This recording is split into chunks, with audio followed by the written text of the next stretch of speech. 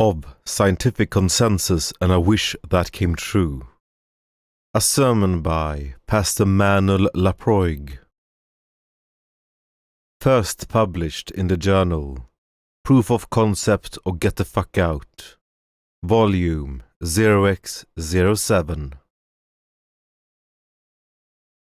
Every now and then we see some obvious bullshit being peddled under the label of science, and we wish, couldn't we put a stop to this? This bullshit is totally not in the public interest. And isn't the government supposed to look after the public interest? Wouldn't it be nice if the government shut these charlatans down? This is the story of a science community that had this wish come true. Once upon a time in a country far, far away, there was an experimental scientist who managed to solve a number of important real-world problems, or at least managed to convince himself and many other scientists that he did. His work brought journalists to otherwise unexciting scientific conferences and made headlines across the world. He might have ended up in history as a talented experimentalist who challenged contemporary theories to refine themselves by sticking them with examples they didn't quite cover. As his luck would have it, though, he came of age in the time and place where scientific debate were being settled by majority vote and government action. It also so happens that the government of that country was very pro-science. They took to heart the stories of scientists being kept back by ignorant retrogrades and charlatans throughout history, and they would have none of that. They were out to give science the support and protection it deserved, and they looked to it to solve particular problems. So, they took a keen interest, and being well educated and versed in the scientific method as they were, trusted themselves to tell a true scientific theory from an obviously erring one. Since scientists continually find themselves in bitter debates, this ability was extremely useful. They had the power to settle such debates, to reap all the rewards of having the right science, and to stop those scientists in the wrong from wasting people's time and resources. Sometimes the power had to stop them the hard way to protect the impressionable youth who could otherwise be misled by complicated arguments. But that was all right because once the debate is settled, isn't it the duty to protect the young'uns from harmful influences with all the means at hand? So, our up-and-coming scientist did the right thing. He petitioned the government to suppress erring opposition, citing his experimental success and the opposition's failures, obvious waste of time, and conflicts of interest. Besides his successes, he built a strong moral case against his opponents. While his school showed exactly how to produce broad impacts for the benefit of humanity, the others mostly proclaimed the results of any direct human efforts would be, at best, uncertain. That the current state of nature might be really hard to change, and yet the humans were rather powerless against its accidental changes. Clearly such interpretations of science were perversions that couldn't be tolerated. Moreover, the immediate implications of the opponents' theories obviously benefited the worst political actors of the age. And guess who funded the bulk of their so-called science? The very same regressive forces that sought to forestall social progress. Of course, not all of the opposition was knowingly in their pay.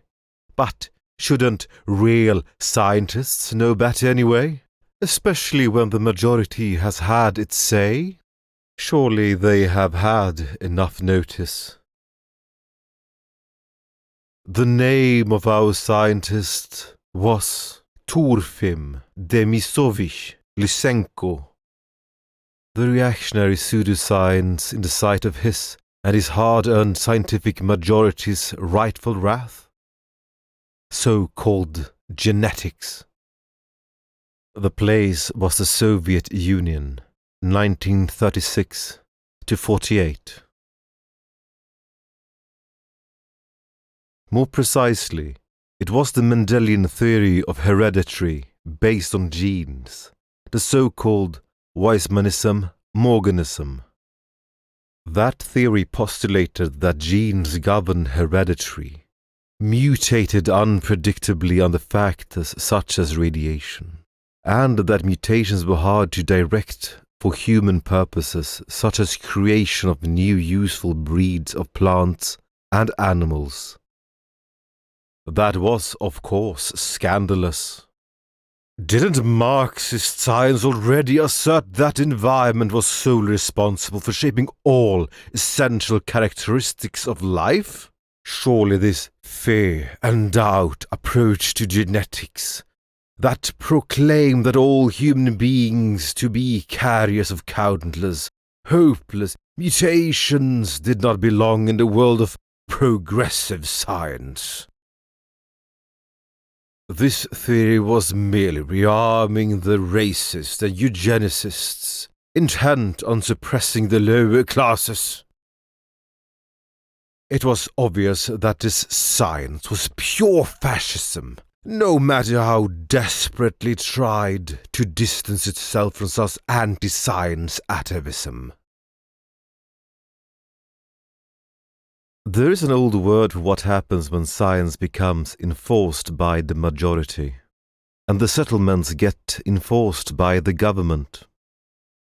This good old word is Inquisition. Inquisition got started to protect the lay person from destructive ideas that any learned person at the time would realize was false, such as that witches could somehow interfere with crops and flocks. It eventually sought the power of the government to enforce its verdict and to curb the charlatans from confusing those of little knowledge. It got what it sought, and the rest is history, which of course tends to repeat itself. All cartoons in this sermon are by one Boris Efimov, who started his long career in party art by lauding Trotsky, then glorifying Stalin and calling for the summary execution of Trotskyite dogs, which included his brother. Did his humble bit in promoting the first heroic Soviet political police in the 1930s, and then the Soviet peace initiatives and Soviet democracy throughout the 1960s and 70s, denouncing imperialists and the wavering. One of his last commissions, he was over 85, was to ridicule both those who clamored to speeding up Gorbachev's perestroika and those showing too much caution in conducting it, because the right way was to go in lockstep with the party. Like he did in 1987, drawing pig-like deniers of lawless terror, worshipping the great capitalist's blood-splattered idol. When the party's power ended, he complained that political cartooning didn't exist anymore. He passed away in 2008, a paragon of sticking to just enough prescribed amount of murderous bloodthirstiness at any given time, a true knight of the party line. And if there is a hell, doubtlessly sticking hell's engineers with the problem of how to reward such sterling life achievements for towing it ever so precisely. There are many shitty jobs in this world, and the one beyond. But believe in hell or not, that one takes the cake. I thought I'd read the article from the New York Times that is referenced in footnote 6. So yeah. The image text is as follows. New York Times report from the 6th International Congress of Genetics, 1932, in Ithaca, New York. Finds way to create more food plants. Dr. Lysenko, Russian, crosses varieties having different periods of vegetation. Wide effect is foreseen. Tropical products can now be grown in North. The genetics session at Ithaca is told. Evolution seen as curbed. Haldane says man's chance is not as favorable now as when he lived in small tribes. By William L. Lawrence. Special thanks to the New York Times. Ithaca, New York, August 30th. A new discovery in plant breeding, regarded as epoch-making, which permits the growing of tropical and subtropical fruits in northern climates, and allows crossing of varieties of seeds requiring entirely different periods of vegetation, was announced at Cornell University today during the last general session of the International Congress of Genetics. This discovery, which opens the way for creation of many new varieties of fruits and other foods, was made recently in Odessa, Russia, by T.D. Lysenko, and was reported here by Dr. N.I. Pavlov, Director of the Institute of Plant Industry in Leningrad. The process involves a relatively simple treatment of the seed before planting, and will make it possible to raise such tropical fruits such as alligator pears and bananas, and such semi-tropical fruits such as grapefruit and oranges and lemons in New York State, New England, and the Middle West. It may, if practiced on a large scale, have incalculable economic significance, in view of the fact that states like California and Florida and many tropical and subtropical countries have developed such large industries around their fruit products. Yep, that was the end of that article. You would think that they would actually send someone to report on this that actually talk to other scientists. I mean, what? It's just funny, I think. It was bullshit. It is bullshit, all this. Just so you know, it's not real. You can't just do something magical to seeds and suddenly they grow here. It doesn't work. Yeah.